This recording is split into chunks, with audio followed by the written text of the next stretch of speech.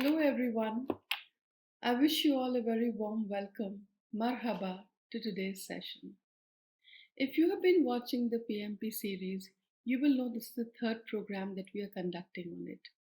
Today's program, of course, is on product management, and it will be a great idea for all of you who are watching this today to maybe go and serve the other two programs before or after this program, as there are a lot of concepts, ideas, and topical overlaps. During the program, I will be mentioning the topical overlap slides and I will be indicating you where you can probably start looking up the other concepts as well. So do keep clued on. Again, this is a half an hour session as we have said before, and we look forward to your comments. We also request you to keep your comments in the comment section respectful to all and wish you all a warm welcome once again. A little introduction about me. My name is Smita Gaurav, and it's wonderful to be with all of you once again. I'm a coach, consultant, and a trainer to very many organizations, private, government, and semi government. I'm also a social entrepreneur. I've been in this industry for about 18 years right now. In Dubai, I've been about 12 years.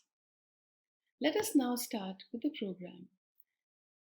Today's program, the topics will be very simple but brief and also will be aiming to clear up a lot of confusion around terminologies and jargons which are often used in overlapping way and are often conflated for each other, conflated with each other, beg your pardon. So the topics are as follows. We'll be discussing what exactly program management is. We will be discussing why is it important. We will also be discussing the different roles that are associated with program management. And then we will be discussing the key trends which are leading to program management growing as a field. We will also be discussing the program life cycle, the program management's life cycle, and some differentiation or delineating points between project and program. So let us start today. And the first question, of course, that this program begs is what is program management? So, very briefly speaking, we will first start the definition, which has got four salient points. As you can see, those four salient points are as given below. A program management is a centralized process or a temporary structure or an organization which has very many related projects, sub-programs, operational activities, and initiatives which are interacting with each other. And this centralized process, therefore, oversees and synergizes and identifies and coordinates the interdependencies and the strategic initiatives that are related to each other. So, basically, all the related projects, sub-programs, operational activities, and initiatives are overseen in this program management, and all of the interdependencies are maintained so that the objectives of the organizational goals are achieved.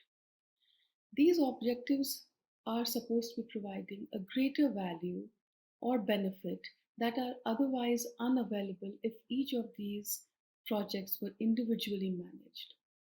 Therefore, there's an exponential value that one gets out of program management. This is the brief definition of program management. The next thing that we will understand is that what does program manager do? So again, very briefly, the program manager basically handles multiple projects under him, and each of these projects could then further be divided into some programs or sub projects. This the program manager does to be able to reach the business objective. Now, to all those people who are pros in this department or who have been doing program management, this is a very simplistic definition, of course. There are very many complexities involved, and some of it we will be exploring in the later slides. For right now, suffice it to say that very many projects come under the program manager, and he manages a lateral view of all of the projects from the organizational perspective, from the objective that it has to be achieved, and keeps them in alignment and also manages all the interdependencies so that the goal is achieved or the program objective is achieved.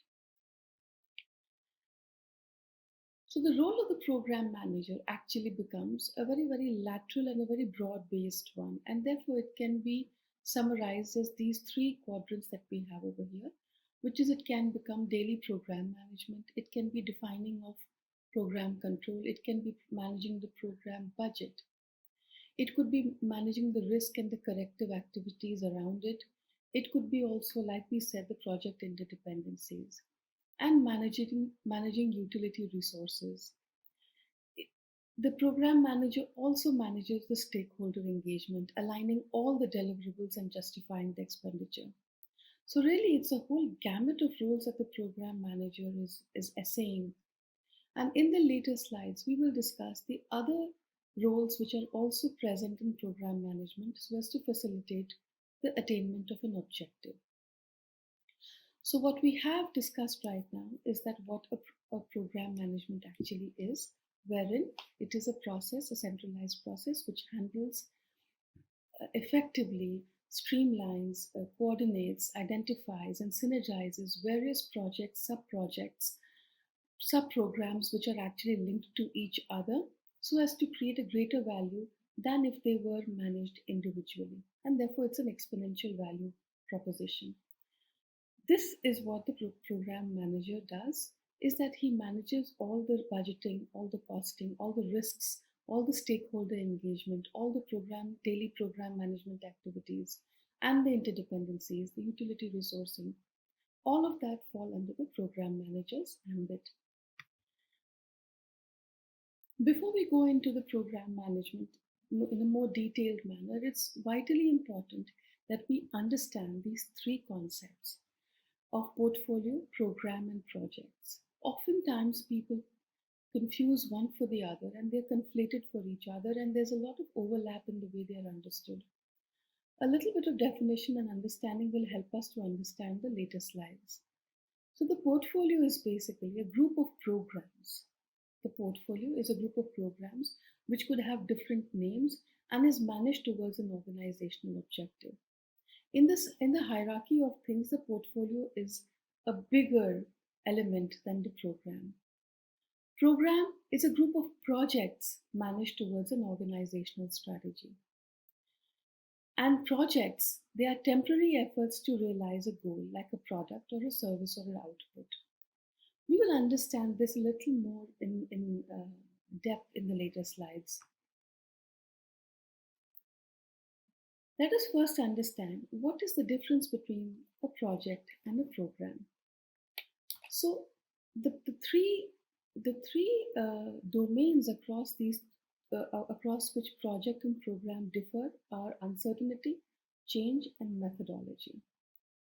And if you will read, this is a very straightforward slide. In the project, the expected output of projects are generally more certain, as opposed to in the program, uncertainty of the program outcomes is higher as the outcomes are not clear. Now, projects may produce output, product, or service as planned. However, programs can change direction to adapt to a changing set of circumstances as given. So again, the certainty element is not existing. Finally, the projects have a progressive elaboration, which means simply this, that as the time progresses, you become more and more certain about the output that you will be getting. So time will definitely define whether the output is going to be a beneficial one or not. As opposed to in program management, outputs that are given may have no value as anticipated in the beginning of the program management. Therefore, program management is definitely more volatile. It is definitely encompassing a broader scope of elements, and any of those elements can change at any given time. Which brings us to the next element, which is change. Now, in project management, change within a project affects deliverables at a tactical level, not at a strategic level. So obviously, changes in a program affect the delivery of a benefit at the very, very strategic level. Change management can be done at various levels to control the impact of variables on deliverables. However, in program, proactive use of change management is done continuously to keep components aligned with goals. So it's not a stopgap approach for change management. It's something which is agile and is going to be carried out throughout the process. Finally, methodology. Projects largely use one methodology such as waterfall, Scrum, Lean, etc. Whereas in programs, we use multiple methodologies. Now, the one drawback about using multiple methodologies is this, that it can cause a lot of complexities. Having said that, it's also important to realize that these very complexities also are offset by the gains that a flexible approach gives us. So it's not necessarily a bad thing. It is definitely complex a process, but it also has gains. This is the slide where I would like to cue you in. So if any of you have been watching the series, we have discussed the waterfall, Scrum and Lean in the very first program, Delivery Management. It's also been briefly discussed in Product Management, and I would like and urge you to please go and look at it, as those definitions are pretty clear and very, very straightforward. It will help you have an understanding of what we are discussing right now. So let us now understand the features of program management. When we talk about program management, we have the hierarchy of elements as we had discussed earlier. So in the very beginning of the program management, we have vision, mission, and values, which are firmly underpinned at the very, very start. And then we develop a strategy to be able to implement those vision, mission, values. Post which we have portfolios, and then we have programs, and then we have projects. So, like in the earlier slide, we discussed portfolio, programs, and projects. We will be discussing only programs in these next few slides, and we will discuss the features of programs. The features of programs are as such, it has a very, very broad scope, broader than the projects, for sure.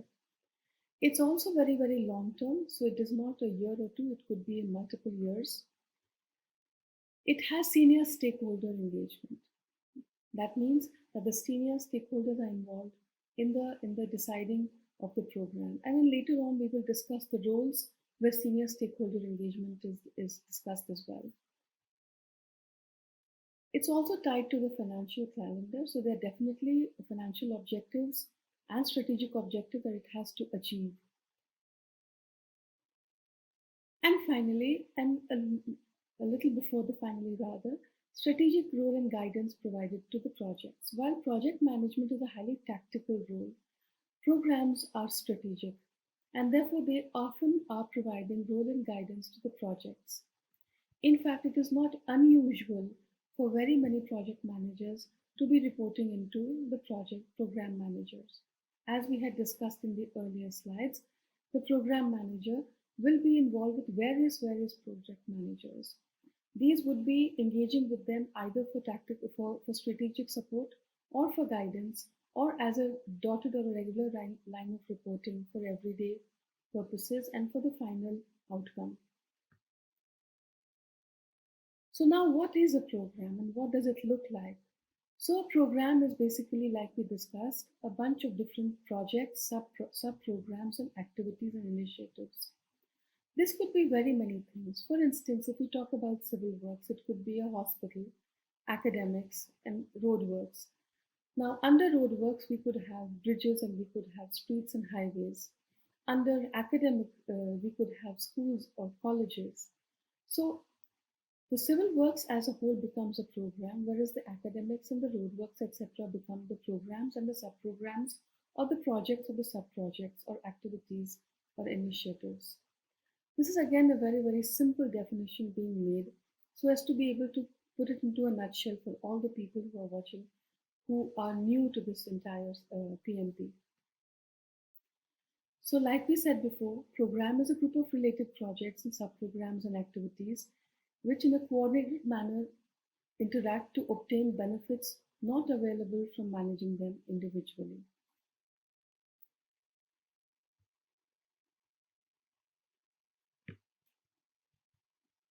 So what is a program? Like we said, it's a collection of projects, subprograms, and activities. But like we had discussed in the earlier slides, this could also be a portfolio. If you remember, it's was in slide number 3. So how does a program differ from a portfolio? Okay, so when any of these projects, subprograms, and activities are held together by technology and stakeholder and sources of support only, Then, and when they are not tightly held by a goal, by a rigid goal, then they can also operate as a portfolio. When, however, they are rigid goals and tightly held goals which are being held for them, they definitely turn into programs. So there's a very fine point of delineation in the word way, in the wording of it. But it's also important that we do not conflate all these three jargons or these three terminologies. So, what does a program look like? A program could be very many things. It could be creating new business capabilities, setting up a new department, maybe having a digital rehaul, maybe implementing enterprise system and SAP, organizing major events, having construction projects. Any of these could become a program. Okay. So now, what have we discussed in the last couple of slides? We have discussed what is the hierarchy of the program. First of all, we discussed how programs differ from portfolios and projects. What are the delineations in between them? Then we discussed how program has a hierarchy of elements. So we have vision, mission, we have strategy, we have portfolio, we have programs, and then we have projects. We also discussed the various features of programs, right? So that is something that we also discussed. And then we talked about how a program becomes a portfolio depending upon different elements changing, which is to say that if they are held only by stakeholders or by rigid, if the goals are not very rigid and they're not very tightly held, then they convert itself into a portfolio. So let us now understand the why of program management. Why is program management held to be as important as it is? Increasingly in the world, we find USA, India, China, UAE, Great Britain, Argentina, and many other countries are now adopting the program management in numbers that are exponential. So, why is this so important to us? It is important to us for three very simple reasons that it is a very significant differentiator in deriving benefits beyond traditional methods, which is to say that organizations which use program management as opposed to organizations which operate from minimal effective capability have a marked difference in the way they are in the output that they have or in the organizational objectives that they achieve. So the program management is not really a 1 plus 1 plus 1 is equals to 3, but it's actually 1 plus 1 plus 1 is greater than 3. The sum is greater than its parts, which means that whatever value it's providing is much more than the elements taken individually. So it has an exponential value and benefit if adopted rightly. We also discussed that the program management is highly important to us because the alignment of the efforts and the desired outcome with business objectives and goals happens because of program management.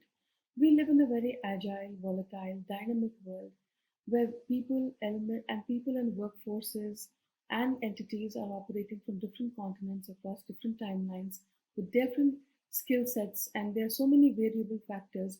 And in order to manage all the variables, in order to manage all the interdependencies well, so that our objectives are achieved, we have to have alignment of efforts. This also eliminates redundant costs and resource optimization happens at every step. So finally, we also had discussed agile and waterfall in the earlier programs of product management. And therefore, what program management does is it enables various amounts of methodologies to be able to get the desired objective. Like we discussed, these various methodologies might be also lending a lot of complexities to the project or to the program rather. However, that being said, the flexibility also offsets a lot of the benefits. So these are the 6-7 reasons that we have discussed as to why program management is highly important. So the other confusion that people have is program versus product, okay? And it's very simple to understand the delineation in product and program. And this will again refer back to your earlier PMP series that we have done. So the product management is strategically driving the development, market launch, and continual support and improvement of its products, right? So, product managers are not responsible for specific projects or teams. They are responsible for only one or many of the company's products, services, or outputs. Okay.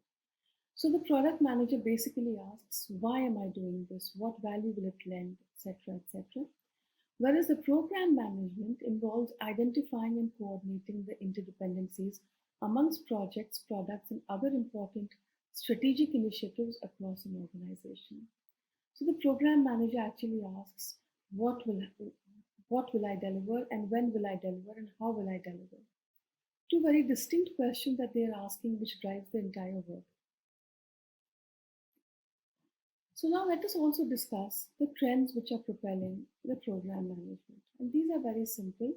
There are three trends which are propelling the program management process the world across. So this is complexity, integration, and laws. Let us now take this one by one. Okay. So we have complexity where we discuss the business execution is complex, like we said in the agile, volatile world, right?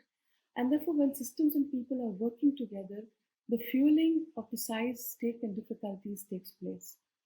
To even manage these complexities individually will be a mammoth Herculean task which will not get us the desired objectives. And therefore, the program management and a centralized process comes in. Next comes integration, which is closely linked to the complexity part of it. So projects focused on deliverables, right? And therefore deliverables need to work with each other. The interdependencies have to be very, very closely monitored and have to be closely in check by the program manager to deliver value to the organizations. Finally, the laws which are governing the program management, which is the program management laws, especially in the US, requires the Office of the Budget Management to practice on federal projects. But that is a huge uh, canvas, and the very fact that this is being implemented over there, which means that there are available templates for outcome and processes for the world over. And if these successful templates are again uh, reimagined and they are replicated by different organizations, then the results start flowing in. So these are the three things which are actually helping us understand why program management is growing exponentially. Let us now again take a quick recap as to what we had done so far. So we have discussed the trends propelling program management. We also discussed why and how program and product management are different from each other. We discussed as to how program management and project management are different across three factors, which is change, uncertainty, and methodology. We also discussed the roles that were being performed by the program manager within the program management ambit.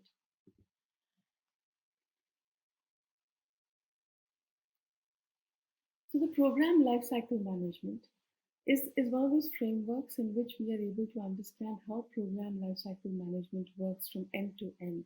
Right?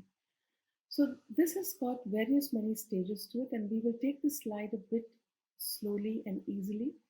And so we have program lifecycle management, which is actually divided into three phases, which is the definition phase, the program delivery phase, and the program closure phase. Right. So the definition phase, let's go into that. The definition phase has got two parts to it, which is the formulation and the planning. And the program delivery phase has got component authorization and planning and component oversight and integration. And finally, we have program closure phase, which is component transition and closure. Now, the performance domains that we have across this are like so. We have program strategic alignment. This takes place specifically under the definition phase. Now, the definition phase has got very many stages to it, and it's actually a very lengthy process. And if we start discussing that right now, we will not be able to have a complete understanding to it. It will also be a little confusing to start on this early. Suffice it to say right now that it has got setup one, setup two, it has got the construction stages, etc. etc. There are 5, 6 stages to it. This is the primary stage where alignment is done with all the goals and all the initiatives are identified. Next comes the program delivery phase. The program delivery phase has component authorization and planning and component oversight and integration. Now, this is where maximum amount of work happens, wherein the benefit management is taking place and stakeholder engagement is happening in a very, very continuous manner. And then finally, we have program closure phase, which is to say it is a component transition, and then the finally closure and governance. So, in the program benefit stage, we have various stages that are being carried out, and that's actually a huge analysis. This one slide cannot obviously do justice to what we are discussing right here, but we're trying to put it in a nutshell into a half an hour session so that whoever wants to go into this and study this further can have a brief contextual understanding of where they are and what they will be doing. So in the benefit management part, we have benefit identification, benefit analysis, benefit delivery, benefit transition, and finally benefit sustenance. So all the benefit part over here, which is being analyzed and transitioned and sustained, takes place under the program delivery phase. And thereafter, we have the program governance and the closure of it. So briefly putting it like this, its program definition is to fulfill strategic objectives, define expected program outcome and seek its approval. Program delivery happens when projects and subprograms are planned, integrated, managed to deliver benefit. Program closure, structure and control closure of the program. This is what happens in the program lifecycle management stages. Let us now briefly go again back to what we had discussed a little earlier.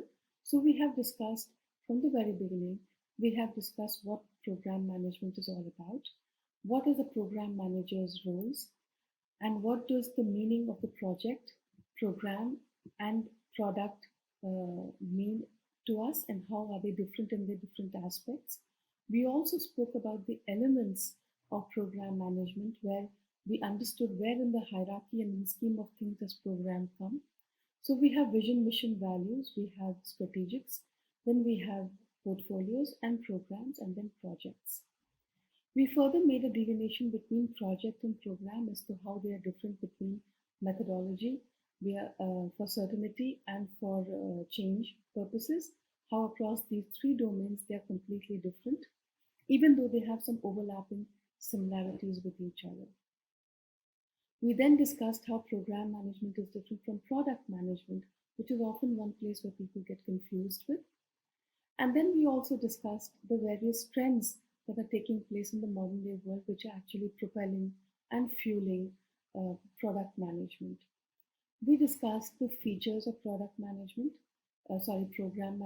where it has a broader scope, it has a longer timeline, it is tied up to the financial calendar, it is more strategic and less tactical. It's also sometimes governing project management, not just on dotted line, but also as reportees. So that was the understanding of program management so far.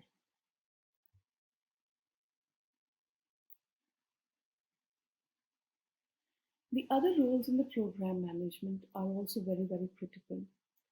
So we have a couple of roles that we would like to discuss right now, and we have in these roles the manager, which we have already discussed.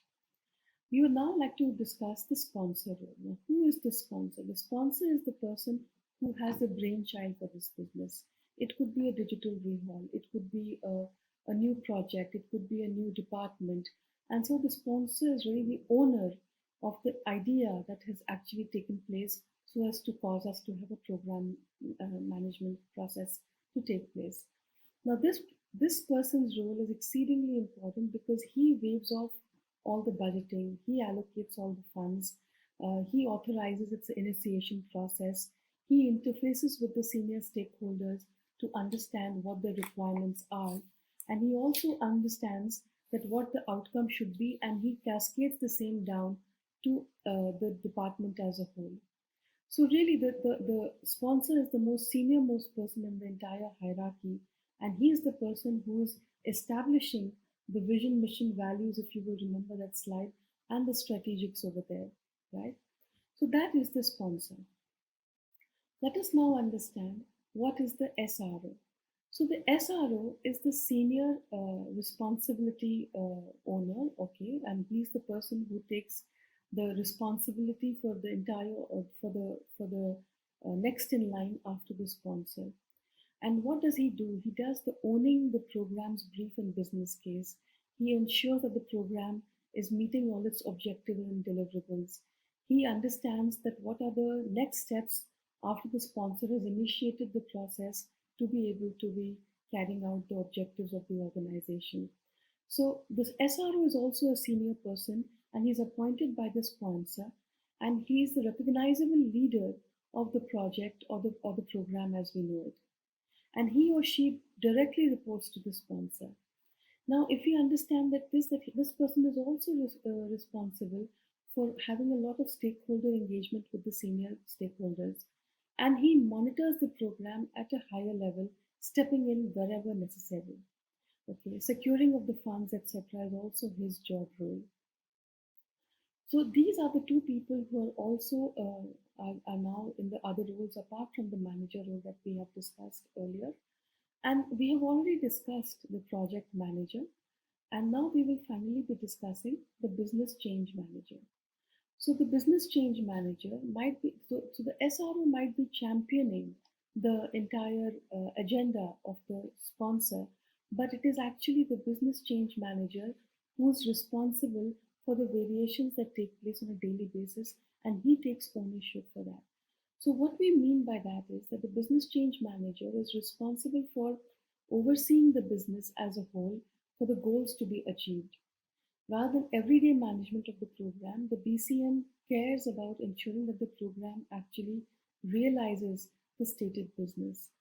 This often requires working across departments with different functionalities to be able to ensure the final result that we are looking for. So the business change manager is also closely working with the SRO all the time, and the SRO obviously has the mandate of the sponsor. Defining the business focus benefits of the program is again the job of the business change manager. Working with different departments to integrate the program solutions, interdependencies is again the business change manager's job. And developing what you call a benefit realization is also the job of the business change manager. So right now we have discussed the various other supporting roles that help the program manager in his roles, also the hierarchy of roles that we have. I have placed the manager role in the very top end for the purpose of understanding, but of course the sponsor and the SRO come first. They are actually in the top of the line managers above the manager. So what have we discussed right now? We have obviously covered the what of program management as we understood it. We also discussed why is it so important. We also discussed the features of program management, and we discussed the roles which are required in program management. We have touched upon the program life cycle. There are very many. There are other models as well. We have stuck to one model that can probably give you a brief understanding in the short duration of time that we have as of right now. We will be doing subsequent other programs also on the same lines, and it will be great for you to keep an eye out for us and to watch for us. I would like to thank the Tadra Virtual Academy for inviting me to today's program. It has been a great pleasure presenting to all of you. I wish you all a great day ahead. Thank you so much for having me. Bye bye.